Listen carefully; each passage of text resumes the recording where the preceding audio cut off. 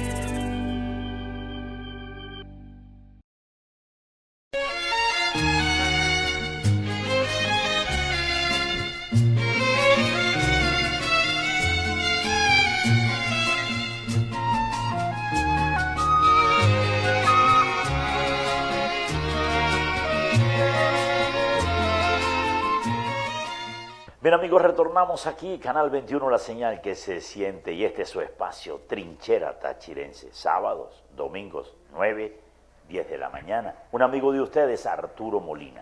Bueno, fíjense, en este segundo segmento del espacio vamos a hablar entonces del tema electoral, porque la elección presidencial está a la vuelta de la esquina, es el 28 de julio. Y hay una campaña electoral que ya comienza a sentirse en la calle. El presidente candidato Nicolás Maduro está recorriendo el país, al igual que lo hacen otros candidatos que están en esta contienda electoral.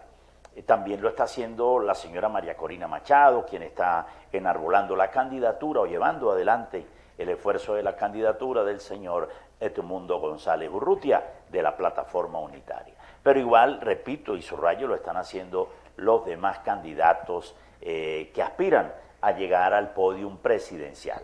Entre eso, pues, fíjense cómo están las cosas en Venezuela, que toda esta situación que se venía dando de aceptaciones de los candidatos, que si se podían o no se podían inscribir, esa etapa que parece ya está superada y con los candidatos corriendo en ese esfuerzo electoral, pues se ha venido polarizando el proceso. Y esa polarización, aunque parezca mentira, en este caso la están asumiendo el candidato de la Plataforma Unitaria y el candidato del PSUV, en este caso del señor Edmundo González Urrutia y del propio Nicolás Maduro. Una polarización, si se quiere, con un crecimiento en los últimos días que tal vez nadie esperaba. Y me explico. Cuando se le ofreció el apoyo de parte de la plataforma, anuncian al señor Edmundo González Urrutia como el candidato de ese sector de la oposición, las encuestas no lo daban con un margen muy amplio, un 28 a un 32%. Y también había un piso importante para el señor Nicolás Maduro y el esfuerzo que vienen haciendo los demás candidatos, pero de alguna manera minimizados en el tema porcentual que reflejan las encuestas. Sin embargo, posterior a una entrevista que hiciera un canal de televisión nacional, un canal privado, al candidato de la Plataforma Unitaria, tomó un auge, tomó un vuelo importante y las encuestas entonces comienzan a señalarlo por encima del 50%. Y eso hace ver que ese techo que se habla en el mundo político, en el mundo electoral, ya lo tuviese el sector del oficialismo, porque hay quienes están reflejando que el oficialismo no excede o no pasa del 20% del apoyo de su esfuerzo, de sus bases.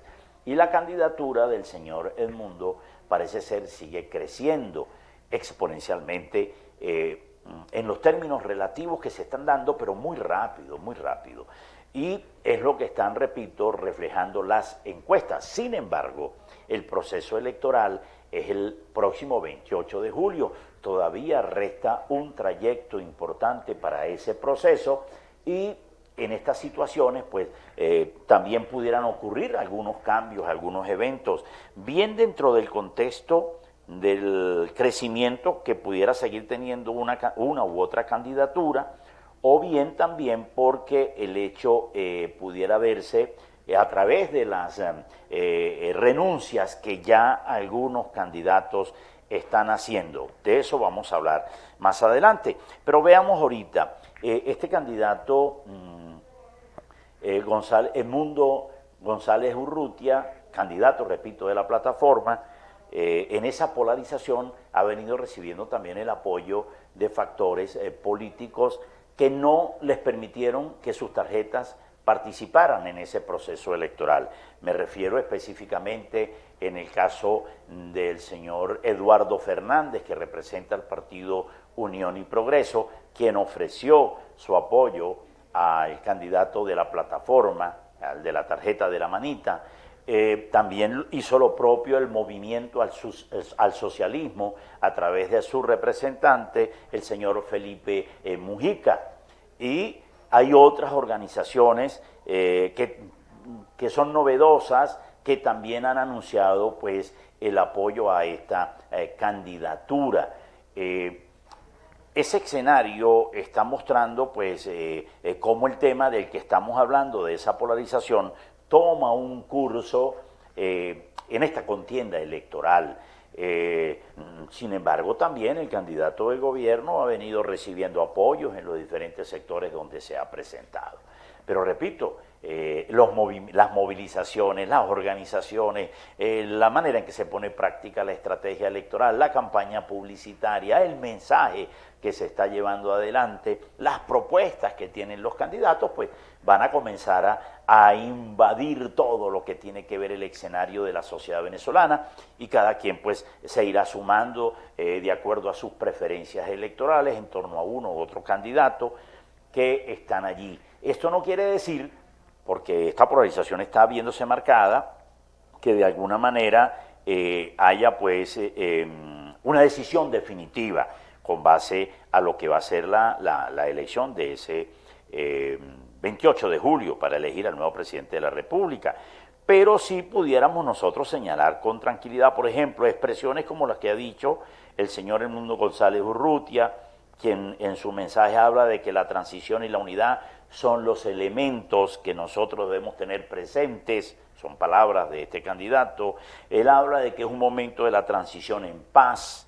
Él dice que él no va a recorrer el país para hacer la campaña, que lo hará la ingeniero María Corina Machado, quien lo viene haciendo muy bien. Del otro lado, por ejemplo, el señor Diosdado Cabello anuncia en su visita a los estados que al oficialismo nunca lo van a sacar del poder, que ellos también van a ganar las elecciones, que ellos tienen la gente, tienen el pueblo, tienen la organización, tienen la estructura, tienen para movilizarlos. Y pues es parte del juego electoral, es parte de esta fiesta, si es que yo la puedo llamar así, y con el permiso de ustedes, de esta fiesta electoral en la que se acostumbra a ver y oír a los candidatos, a que visiten los espacios regionales, municipales, a que saluden a la gente, a que le den la mano, en busca pues de ese apoyo electoral. Uno y otro sector están en esta contienda. Lo importante es el respeto, el mecanismo que debe existir del trato de uno con el otro, y que se respeten también las voluntades de los ciudadanos en el momento de tomar decisiones.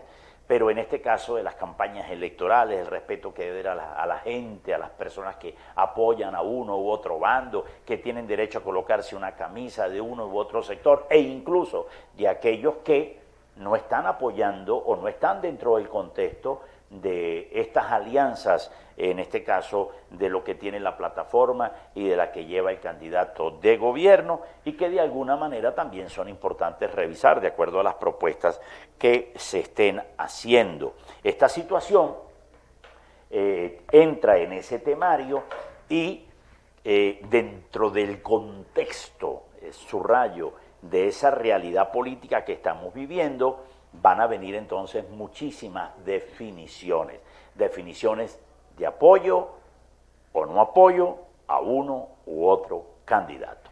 Vamos al corte y ya regresamos.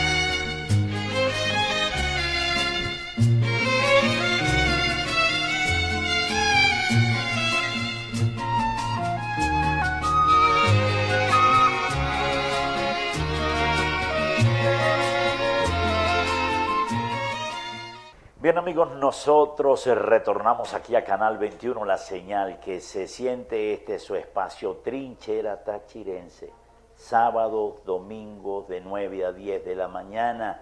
Un amigo de todos ustedes, Arturo Molina. En este segmento queremos abordar, ya en el anterior dijimos de un sector de la oposición, queremos abordar entonces a otro sector de la oposición que tiene que ver con la llamada Alianza Democrática. Fíjense cómo están las cosas en este juego de los acuerdos políticos, que son importantes, las alianzas son importantes, cuando se trata de sumar voluntades para también seguir escalando los peldaños de una contienda tan difícil como esta, precisamente de llegar a la presidencia de la República, pero que es un juego interesante cuando lo examinamos sin ningún sesgo, ¿no? Cuando lo examinamos con la nitidez que el caso requiere y que nos permite pues tomar las cosas buenas y también tomar nuestras decisiones hacia dónde avanzar.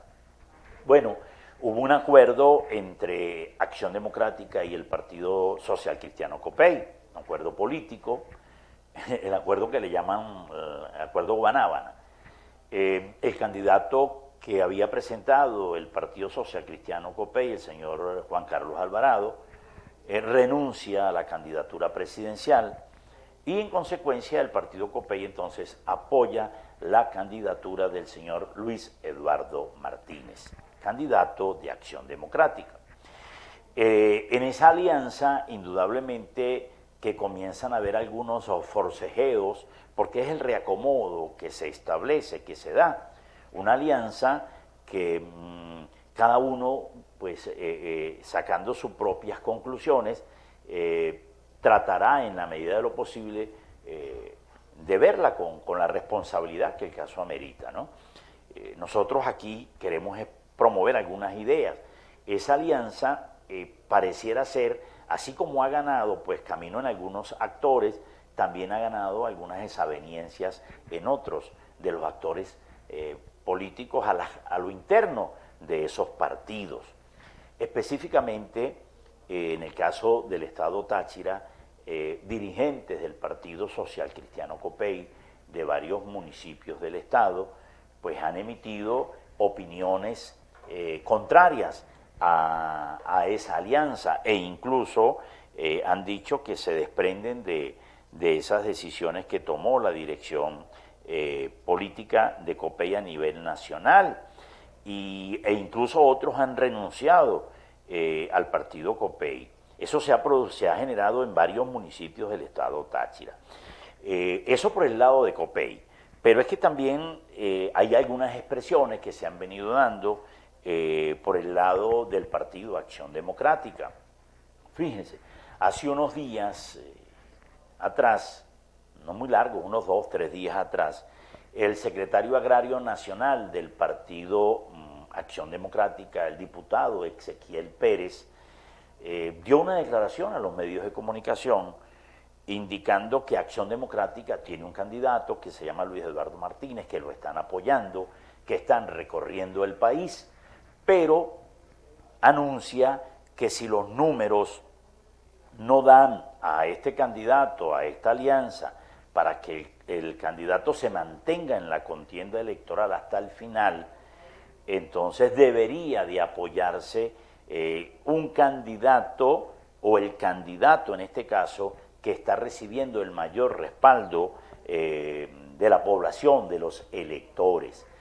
Eso ha generado indudablemente que debates a los internos de esas organizaciones, porque la gente pareciera ser que en estas situaciones de buscar los cambios políticos en un lado y otro bando por mantenerlo, pues entran en esa disyuntiva y el llamado que se hace afuera es a que se apoye pues el cambio de sistema de gobierno que se ha generado en Venezuela en estos últimos 25 años.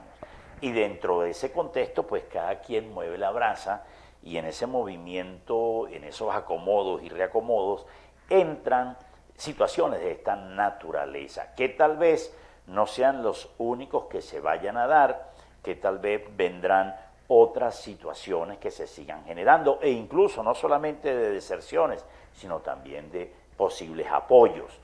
En ese escenario, por ejemplo, el señor Luis Ratti, quien ha sido visto públicamente por algunas denuncias que ha hecho a factores de oposición, específicamente a factores de la plataforma de la señora María Corina, e incluso quien solicitó al TSJ que se dejara sin posibilidad de participación a la tarjeta de la Mesa de la Unidad Democrática, pero que inscribió su candidatura y que también se hace llamar de oposición, renunció a su carrera presidencial y en el marco de esa renuncia pues decidió apoyar la candidatura del candidato de la Alianza Acción Democrática COPEI, el señor Luis Eduardo Martínez. Ese anuncio pudo haber caído bien para un sector, pudo no haber caído bien para algún sector. Sin embargo, hay quienes han dicho que en el tema de las alianzas se debe revisar los apoyos que se reciben, porque algunos suman y otros restan. Pero eso es una decisión de cada quien. Es decir, si yo soy candidato a la presidencia de la República y tuve en un momento determinado una posición y dejé de serlo y apoyé a otro candidato en la posición que yo tenía, si no conviene, pues no me aceptarán. Si conviene, pues me aceptarán. Pero es eso, es lo que se está viendo, es el escenario que se está moviendo, y dentro de ese contexto, como lo dije en un principio, también hay el candidato de la Mesa de la Unidad que está recibiendo apoyo, pues se ven algunos sectores apoyando a otros factores. Si eso tiene o no tiene incidencia, si tiene crecimiento dentro del apoyo popular, es otra cosa, eso es distinto. Pero es lo que se está viendo en el juego, en el escenario, y en este escenario polarizado, pues lleva a eso, lleva a que se junten, a que se busquen para ver cómo pueden consolidar una fuerza que les permita tener cierto protagonismo en el escenario electoral. Esa carrera no termina tampoco aquí, esa carrera sigue avanzando. Ahora, si se mantienen o no, esa es una decisión que está por verse. Si el llamado que hizo el diputado Ezequiel Pérez al seno de su organización es revisado o no, también es parte de la responsabilidad que tienen allá adentro. ¿Hacia dónde se pudiera estar marcando una ruta con base a la expresión de los cambios que se aspira que se generen? También es parte de la estrategia que puedan tener el tema de que puedan tener esas organizaciones políticas en el tema de buscar también acuerdos políticos con otros factores. Pero lo cierto del caso es que el que no tiene músculo no llega al final, porque el músculo en política es el que te motiva, y estoy hablando de un músculo con base a apoyos sustanciales de los electores, a apoyos de la base popular para continuar en la carrera electoral. Pero de eso vamos a hablar también en el próximo espacio, porque hay otra ala de la oposición que también está en la carrera electoral y nosotros queremos compartirlo con ustedes. Vamos al corte y ya retornamos. Yo quiero hacer un llamado a todo el pueblo de Venezuela para que podamos mantener un movimiento unitario. Estamos trabajando en Acción Democrática con Luis Eduardo Martínez. Vamos de pueblo en pueblo, ciudad en ciudad, para visitar todos los estados del país. Y si al transcurso del tiempo no nos dan los números, no hemos podido remontar, estamos en la capacidad de apoyar al candidato que mayor tenga la oportunidad, a la mejor opción, porque Venezuela necesita de unidad nacional, primero por la gran crisis que estamos viviendo. Es grave ver cómo más de 8 millones de personas se han ido al país para ir a buscar un sueldo, para poder mandar una remesa aquí a los venezolanos, a los que están aquí, para medicina o para la comida. Igualmente, los miserables sueldos que tenemos, la falla de los servicios eléctricos, de gasolina, de vialidad, de hospitales, la universidad, de la educación, está todo caído. Hay mucha gente que ha desertado por esta situación que estamos viviendo. Por eso, el llamado que hago es a todos los partidos políticos, a todos los factores, a todos los gremios, universidades, religiosos, etcétera, a ir en un solo camino, en un solo movimiento nacional capaz de derrotar a este régimen que ya lleva 25 años gobernando y ha hecho la destrucción de Venezuela.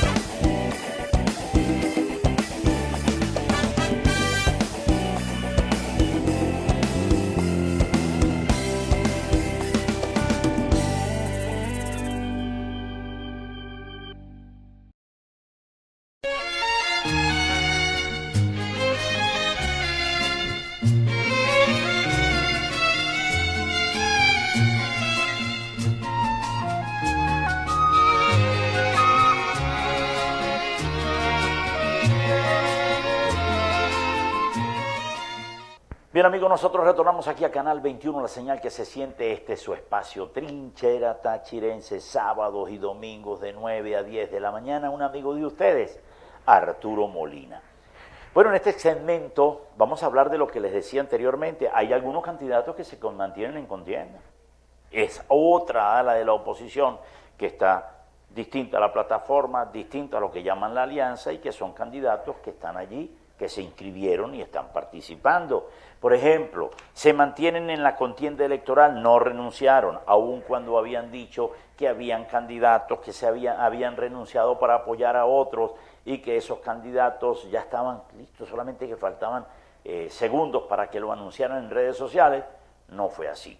Por ejemplo, el señor Claudio Fermín, del Partido Soluciones para Venezuela, se mantiene en la contienda electoral. Y ha dicho, por cierto, en la parte publicitaria, está allí, lo llaman el profe Claudio, tiene el Partido Soluciones, ha dicho que su propuesta es una propuesta muy seria, contundente, que se la está presentando al país, está recorriendo el país, al igual que lo hacen los demás candidatos. Habla de esos cambios que deben darse, habla de la paz y la tranquilidad, de la armonía con la cual debe llevarse este evento y de los cambios que también tienen que darse por la vía electoral. Entonces, Claudio Fermín no se retiró de la contienda electoral, está allí con su Partido Soluciones y está visitando al país. Repito, más allá de los gustos, de las preferencias, ¿ok? Estamos hablando de los candidatos que se mantienen en contienda. De igual manera, también está el señor Bertucci, que representa el Partido del Cambio, está allí en contienda electoral. Él ha venido presentando su oferta. No hemos oído mucho sobre las visitas que esté haciendo a los estados del país, pero está allí, está inscrito, no se ha retirado. Él ha mantenido también un discurso muy suave, muy tranquilo, muy sereno, de mucha tranquilidad, al igual que otros actores que han participado y han llamado a los procesos eleccionarios. El señor Bertucci pues también tiene su respaldo, tal vez no son los números que pudiera tener, que aspiraría a tener, pero tiene su respaldo y está en la contienda electoral. Y también sigue en la contienda electoral el señor Antonio Ecarri, el señor Antonio Ecarri, que por cierto se ha mostrado más en las redes, que se ha visto visitando los municipios y estados del país, e incluso en algunos lugares se ha generado cierta controversia, ha generado opinión que en un momento pues determinado le ha costado que lo vean a través como un factor llegado al gobierno por algunas opiniones que ha emitido, pero está allí Ecarri y está de igual manera anunciándole al país que su candidatura sigue en pie. Hasta el día de hoy, esa es la carrera y el compromiso que ellos están asumiendo con el país, de lo que le están hablando. También viene siendo apoyado el señor Ecarri por un factor político que Fuerza Vecinal, que en un momento determinado, cuando el señor Manuel Rosales inscribió su candidatura, Fuerza Vecinal apoyó la candidatura de Manuel Rosales. Cuando decidieron la inscripción de Edmundo, ellos decidieron también a su vez apoyar la candidatura no de Edmundo, sino la del señor Ecarri. Y esto también trajo dilemas en el seno de esa organización. En el caso del Estado Táchira, sus dirigentes decidieron no apoyar esta candidatura, sino sumarse a la del señor Edmundo González Urrutia. El tema de este barajo, de estos sectores de oposición que ya no están dentro del contexto de lo que se siente es la polarización, es hacernos la pregunta. Todos ellos están en disposición de dialogar, de abrir sus puertas para llegar a un gran acuerdo nacional en torno a que la oposición tenga un solo candidato. Están ellos también con la mejor disposición de admitir que las diferencias son necesarias para avanzar en los acuerdos que de alguna manera tienen que estar plasmados sobre esa ventana que quien asuma la candidatura única en un momento determinado sea el contexto de la aspiración de los venezolanos, de esa propuesta programática. Están los candidatos que en este momento no reciben el calor del pueblo, repito, porque así lo están mostrando las encuestas, aun cuando están haciendo su esfuerzo, en disposición de declinar sus candidaturas para apoyar sin ningún tipo de prebenda al candidato que mejor esté ubicado en el clamor popular, a quien esté respaldando el colectivo social. No lo sabemos. Esa será una disposición que tenga cada uno, esas de ellos, y será también una disposición que tenga cada una de las organizaciones políticas en las cuales se milita. Hay un debate por darse, hay una situación de conflicto, una situación socioeconómica en el país. Hay a quienes les agrada y hay a quienes no les agrada esta situación. El tema de los cambios también tiene que ver con la voluntad de los ciudadanos y por supuesto el respeto a esa voluntad. El tema final, el día final de esta contienda va a ser el próximo 28 de julio. Los días están ya a la vuelta de la esquina para que la misma se dé.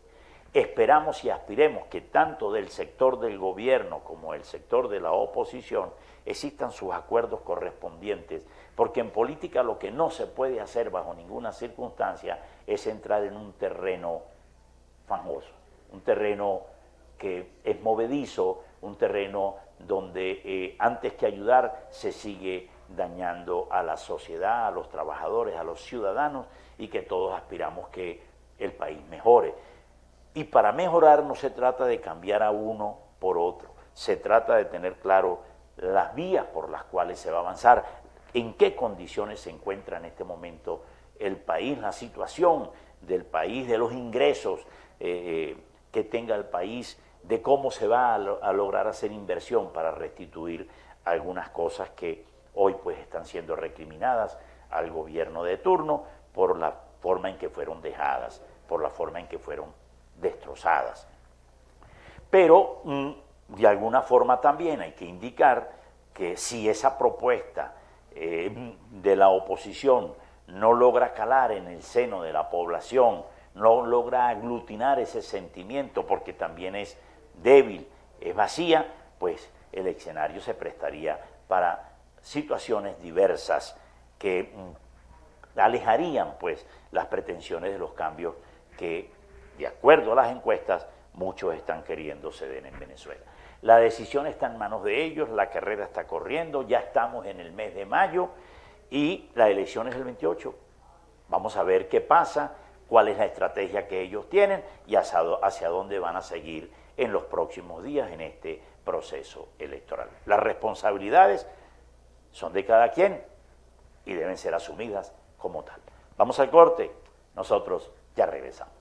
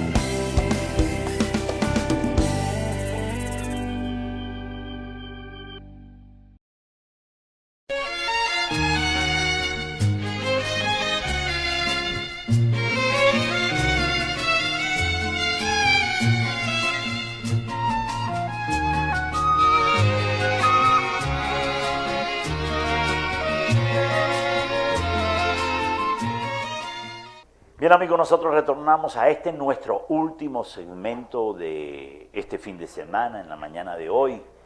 Canal 21, la señal que se siente, este es su espacio Trinchera Tachirense, sábados y domingos de 9 a 10 de la mañana, un amigo de ustedes, Arturo Molina. Bueno, en este último segmento quiero tocar el tema de lo que está avanzando en ese proceso electoral. El cronograma electoral sigue avanzando, ya hay anuncios preliminares de lo que es ese registro electoral.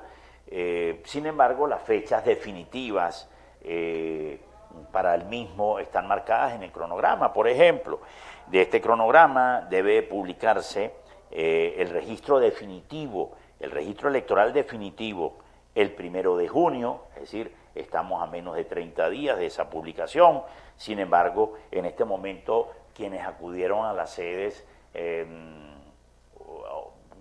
los registros electorales principales o acudieron a los lugares que fueron establecidos por el Consejo Nacional Electoral para que llevaran adelante su registro electoral, pueden entrar y revisar incluso sus datos, hay una serie de planillas allí para cualquier dato que esté mal y revisar si ya aparece incluso inscrito, ¿no? Entonces eso deben hacerlo antes de que se dé la publicación de este registro definitivo el 1 de junio. También debe darse el simulacro electoral el 16 de junio. También debe darse lo que está previsto como la feria electoral el 28 de junio. Ese es del 28 de junio al 27 de julio. Fíjense, eso es un proceso largo, un día antes incluso del proceso electoral del 28 de julio. Está la capacitación, esto es importante, está la capacitación a miembros de mesas electorales, y está también la acreditación de los testigos. Fíjate, la capacitación de los miembros de las mesas electorales debe darse, de acuerdo al cronograma, del 28 de junio al 27 de julio. Esto no sería tanto como el 27 de julio, porque la elección es el 28 y las mesas se instalan el 26. O sea, eso es mucho antes, pero que comienza esa capacitación de las mesas electorales, de los miembros de las mesas electorales, comienza el 28 de junio. Es decir, eso hay que tenerlo pendiente allí. La acreditación de los testigos, ¿sí?, que está entre el 28 y el 27 del mes de julio. Eso es un tema que también hay que tenerlo en cuenta. Los testigos son básicos y fundamentales porque son los que están allí para hacer respetar, al igual que los miembros de mesa, la voluntad de los ciudadanos. Y los testigos pues representan en este caso a las organizaciones políticas y a sus candidatos. Y mucho se ha dicho sobre eventos electorales donde fallan los testigos a los centros de votación. Entonces, un centro de votación sin testigo, un centro de votación con testigo, entonces las cosas pueden cambiar de uno al otro. Si usted tiene un centro de votación sin testigo, cualquier cosa puede ocurrir, cualquier cosa se puede manipular. Pero si usted tiene un centro de votación con testigo, la situación es distinta porque se hace respetar todo lo que está establecido en el reglamento electoral. Entonces, eso está allí, la acreditación de los testigos, que debe hacerse a tiempo. Y, por supuesto, la campaña electoral, que en el cronograma está fijada desde el 4 de julio, ¿no?, al 25 de julio. Día jueves, creo yo, que termina esa campaña electoral, antes de la instalación de las mesas, el día antes de la instalación de las mesas. Pero ya están en campaña, porque hay una precampaña, y eso es lógico y necesario que se haga para que la gente conozca a los candidatos, pero también está la recepción de las máquinas de votación. Esto es importantísimo, porque en el calendario figuran para el 24, ¿ves? 24 de julio, y cuando se hace la instalación de las mesas, allí todas esas máquinas, todo ese material debe ser revisado por los miembros de mesa y los testigos de mesa, que en definitiva son los que van a ir el día de las votaciones, que van a estar allí. Allí se firman, se deja constancia en qué situación se encontraba todo este tipo de maquinaria, de material, de todo lo que tiene que ver con el proceso, y que de alguna manera hay que tenerla bien revisada. Y la constitución de las mesas electorales, amigos, que indudablemente se da el día 28 del mes de julio. Entonces, ese cronograma está allí, hay cosas muy importantes que se van a seguir manejando en este contexto, y dentro del mismo, pues, los actores vinculados al proceso deben estar muy pendientes. Pero también queremos tocar rápidamente qué pasó con la propuesta del señor presidente de la República, la hermana República de Colombia, el señor Gustavo Petro, sobre que se formalizara la posibilidad de un plebiscito para el 28 de julio, eso no se volvió a oír, más allá de un anuncio que hicieran posteriormente también en presencia del ciudadano Luis Ignacio Lula da Silva, presidente del Brasil. Desapareció la propuesta, de hecho el presidente Petro no ha vuelto a anunciar nada por el estilo. ¿Qué pasó con eso? ¿Hasta dónde llegó el nivel de esa propuesta? ¿Cómo la vieron? ¿Qué se pudo sentir hacia adentro en el Partido Socialista Unido de Venezuela y en el propio gobierno de esta propuesta? Pero algo que tampoco agrada, y no agradó, porque siguen apareciendo esas inhabilitaciones express, inhabilitaciones que factores de oposición dicen, bueno, pero ¿cómo vamos a hacer si cuando aparece alguien con una aspiración inmediatamente lo inhabilitan?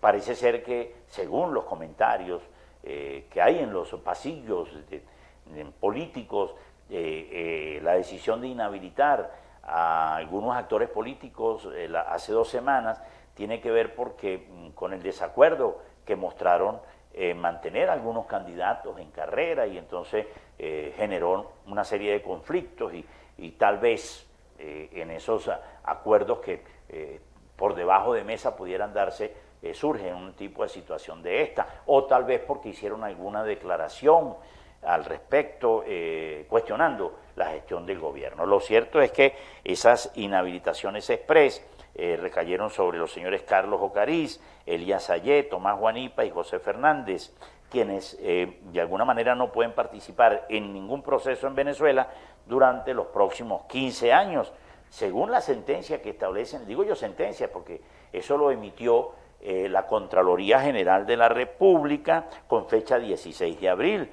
y un agregado también a esa inhabilitación fue el señor Juan Carlos Caldera, quien tampoco lo puede hacer por un año, en 12 meses. Entonces, esta situación generó